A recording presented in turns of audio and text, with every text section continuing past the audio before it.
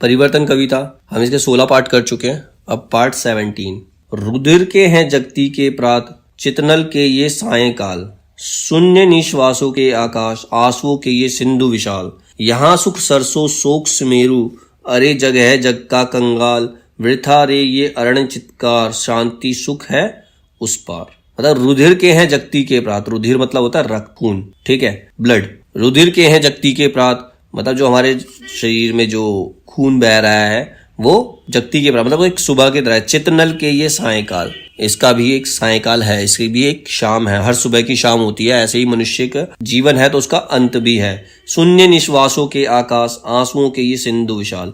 और ये पूरा जीवन क्या है, जब पूरे जीवन है जो है वो आंसुओं का बहुत बड़ा सागर है, आंसुओं का ही सागर है, ठीक है। यहाँ सुख सरसों शोक सिमेरु, अरे जग है जंग का कंगाल। मतलब यहाँ पर सुख भी, सुख सरसों मतलब जब खेती आती है, सरसों के फूल खिलते हैं, अच्छा लगता है। लेकिन फिर क्या है, उसके बाद शोक भी है, कभी फसल बर्बाद भी हो सकती है। अरे जग है जग का कंगाल, ये जग है, संसार है, और संसार ही इंसान को कंगाल बना सकता है, ठीक है। उसमें कुछ भी परमानेंट नहीं है, कुछ भी फिक्स नहीं है। वृथा रे ये अरण चित्कार, शांति सुख है उस पर। लेकिन इस दुख के ऊपर अगर हम चित्कार करें, शोक मनाएं, तो उसका कोई रीजन नहीं है, मतलब उसकी कोई वृथा है, वो बेकार है। हमें शोक नहीं मनाना चाहिए, क्योंकि हम उससे अगर आगे निकलेंगे तो उसके पार मिलेगी सुख, कह रहा सुख है उस पार, ठीक है। फिर है पार्ट 18 भाग 18। आहा भीषण उद्गार, नित्य का ये अनित्य नर्तन, विवर्तन जग जग का व्यावर्तन, अचिर में चिर का अन्वेषण, विश्व का तत्पूर्ण दर्शन। अतल से एक अकुल उमंग, सृष्टि की उठती तरल तरंग, उमड़ शत बुद्ध संसार, बूढ़ जाते निस्सार। बना सेकत के तट अतिवात, गिरा देती अज्ञात। आहा भीषण उद्गार, उद्गार मतलब इसने हर जगह वो नाश ही दिखाया है, प्रलय ही दिखाई है। नित्य क्या, अनित्य नर्तन, नित्य मतलब नीति, कहता सब नीति का खेल है, सब किस्मत का खेल है, नीति का खेल है।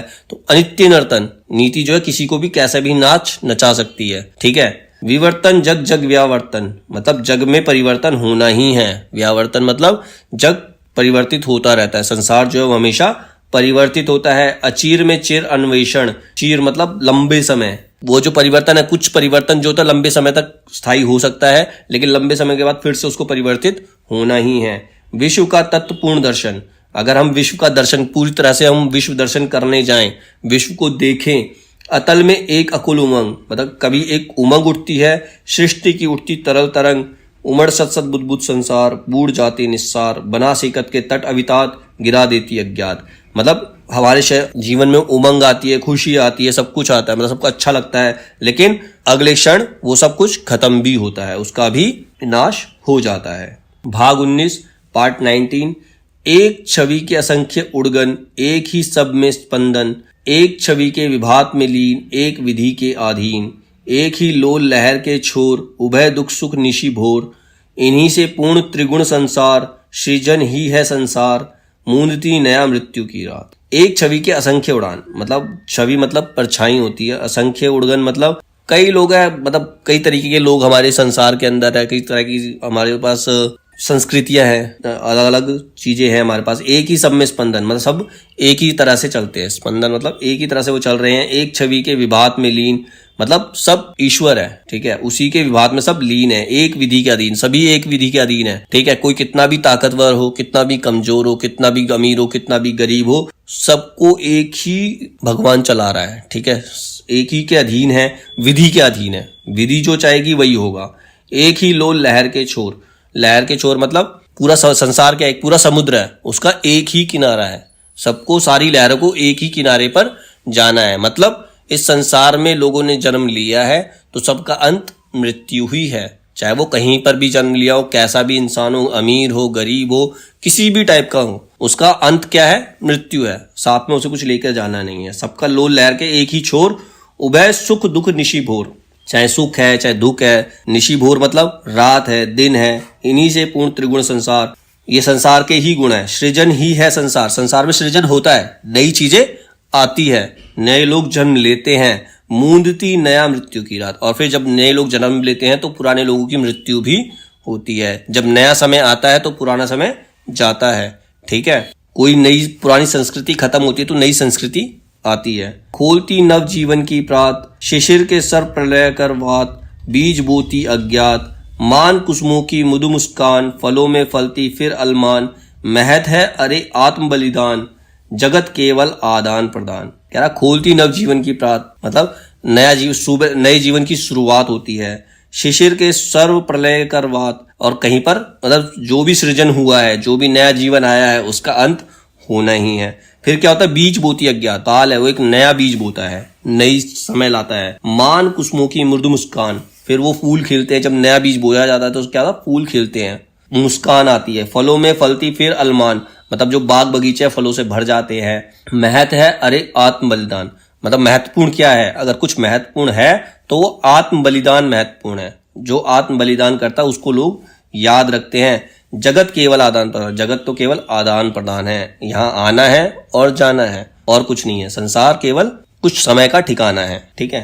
भाग 20। एक ही तो असीम उल्लास, विश्व में पाता विविधाभास, तरल जल निधि के हरित विलास, शांत अंबर में नील विकास, वहीं उर उर में प्रेमोच्छावास, काव्य में रस कुसुमों में वास, अचल तारक पलकों में हास, लोल लहरों में लास, विविध द्रवों में विविध प्रकार, एक ही मर्म मधुर झनकार। अब इसमें खुशी दिखाई है। ठीक है। एक ही तो असीम उल्लास, जब संसार में आते हैं तो ये संसार क्या है, खुशियों से भरा है। विश्व में पाता विविधाभास, मतलब पूरे विश्व के अंदर अलग अलग तरीके के आभास होते हैं, अलग अलग तरीके के लोग देखने को मिलते हैं, अलग अलग तरीके की संस्कृति देखने को मिलती है। तरल जल निधि में हरित विलास, मतलब तरल जल निधि मतलब जो पानी से हम सींच कर एक हरित, पूरा चारों तरफ जब पानी से सींचा जाता है, खेतों को, जमीन को जब सींचा जाता है तो चारों तरफ क्या होती है, हरियाली छाती है। शांत अंबर में नील विकास, अंबर के अंदर, नीले आकाश के अंदर शांति नजर आती है। वहीं उर उर में प्रेमोच्छावास, मतलब एक अच्छी ऋतु आई, वसंत ऋतु आई तो वहां पर लोगों के मन में क्या है, प्रेम उमड़ता है। काव्य में रस दिखाई दे, काव्य में रस कुसुमों में वास, मतलब काव्य में रस दिखाई देता है और जो फूल है उनके अंदर सुगंध आती है। ठीक है। ये खुशी वाला दिखाया है, खुशी वाला समय कैसा होता है। अचल तारक पलकों में हास, मतलब रात को जब हम आकाश को देखते हैं तो हमें असंख्य तारे दिखाई देते हैं, आसमान बड़ा सुंदर प्रतीत होता है। लोल लहरों में लास, मतलब समुद्र के किनारे जो लहर उठती हैं उसका आनंद लेते हैं। विविध द्रवों में विविध प्रकार, विविध द्रव्यों में मतलब इसमें मधु, मदिरा वगैरह सबके बारे में बताया। अलग अलग प्रकार की द्रव्य हमारे पास जिनका हम आनंद लेते हैं।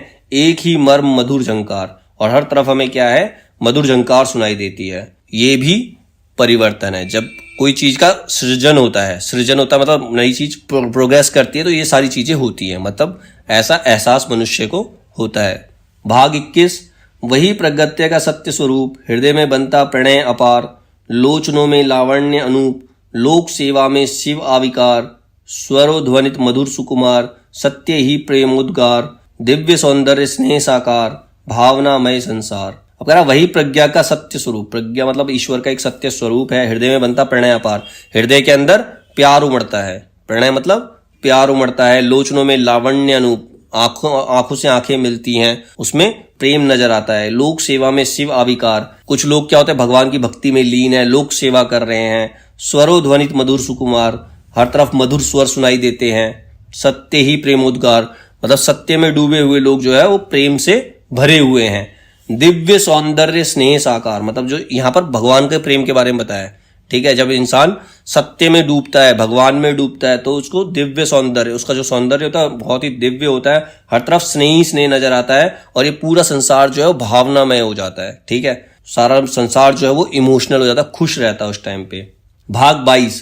स्वे कर्मों के अनुसार एक गुण फलता विविध प्रकार, कहीं राखी बनता सुकुमार, कहीं बेड़ी का भार। अब क्या होता है, स्वी कर्मों के अनुसार, अपने ही कर्मों के अनुसार जो इंसान कर्म करता है, वो कहावत सुनिए, जो बोया है वही काटेगा।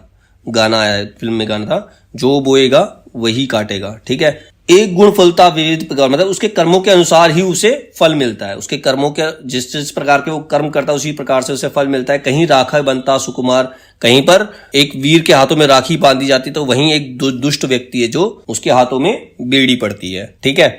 भाग 23। कामनाओं के विविध प्रहार, छेड़ जगती के उर के तार, जगाते जीवन की झंकार, स्फूर्ति करते संचार, चूम सुख दुख के पुलीन अपार, छलकती ज्ञानामृत की धार, पिघल होठों का हिलना हास, दृगों को देता जीवन दान, वेदना ही में तप कर प्राण। कह रहा कामनाओं के विविध प्रहार, मतलब इंसान जब काम करता है किसी भी तरह से, मतलब वो अच्छे काम में लीन है, लेकिन जो कामनाएं हैं, जो उसके अंदर उसका मन है, उस पर अलग अलग तरीके से प्रहार करता है, उसका मन अलग अलग जगह पे जाता है। छेड़ दकती ऊंच के तार, मतलब ये संसार जो हमारे हृदय के तारों को छेड़ता है। जगाते जीवन की झंकार, स्फूर्ति करते संचार, हमारे शरीर के अंदर जीवन को साकार करते, स्फूर्ति जगाते, संचार, स्फूर्ति का संचार करते हैं।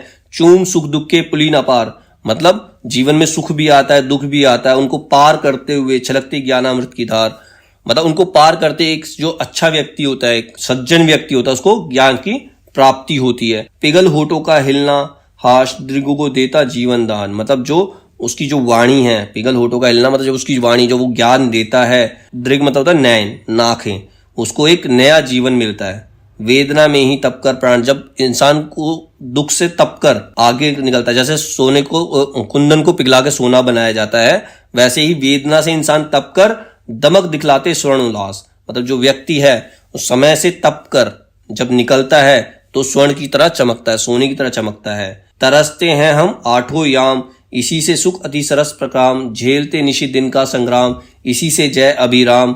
अलग है इष्ट अंतः अनमोल, साधना ही जीवन का मूल। कह रहा जब इंसान वेदना से तप कर अब आगे निकलता है, बाहर निकलता है, सोने की तरह चमकता है। तरसते हैं हम आठों याम, जिस सुख के लिए हम आठों याम, आठों पहर तरसते हैं, एक दिन में 8 प्रहर होते हैं, आठों पहर जब जिस सुख के लिए तरसते हैं, इसी से सुख अति सरस प्रकाम। अगर हम ज्ञान प्राप्त करेंगे, अगर हम तपस्या करेंगे, कठोर परिश्रम करेंगे, तो हमें सुख प्राप्त होगा। अगर झेलते निशिदिन का संग्राम, हम दिन रात का संग्राम झेल रहे हैं, इसी से जय अभिराम, अगर हम इस संग्राम को झेलेंगे, इस संग्राम को फेस करेंगे तो हमें विजय मिलेगी, तो हम जीतेंगे। अलग है इष्ट अतः अनमोल, मतलब जब हम ये सब करेंगे, परिश्रम करेंगे, ईश्वर में ध्यान लगाएंगे, तो हमें ईश्वर की प्राप्ति होगी, हमें ईश्वर के दर्शन होंगे, वही अनमोल दर्शन हमें जरूर होंगे। साधना ही जीवन का मूल, अगर इंसान के जीवन में साधना है वही इसके जीवन का मूल है। अगर वो परिश्रम नहीं करता, अगर वो भगवान में लीन नहीं रहता, तो उसके जीवन का कोई मोल नहीं है। साधना ही जीवन का मूल। भाग 24। बिना दुख के सब सुख निसार, बिना आंसू के जीवन भार, दीन दुर्बल है रे संसार, इसी से दया क्षमा ओ प्यार।